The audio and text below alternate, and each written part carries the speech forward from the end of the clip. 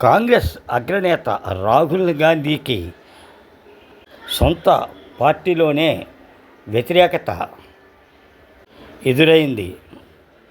భారత్ ఆర్థిక వ్యవస్థ చచ్చిపోయిందన్న ట్రంప్ వ్యాఖ్యలను రాహుల్ గాంధీ సమర్థిస్తుండగా, రాహుల్ గాంధీ వ్యాఖ్యలను సొంత పార్టీలోని నేతలే వ్యతిరేకించడం ఇక్కడ విశేషం.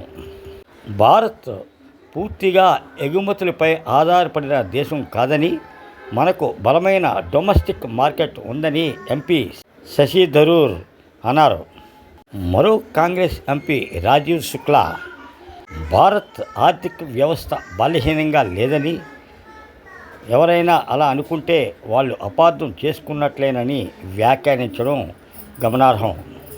ఇలా రాహుల్ గాంధీ సొంత పార్టీలోనే వ్యతిరేకతను మూటగట్టుకోవడం ఇప్పుడు చర్చనీయాంశంగా మారింది.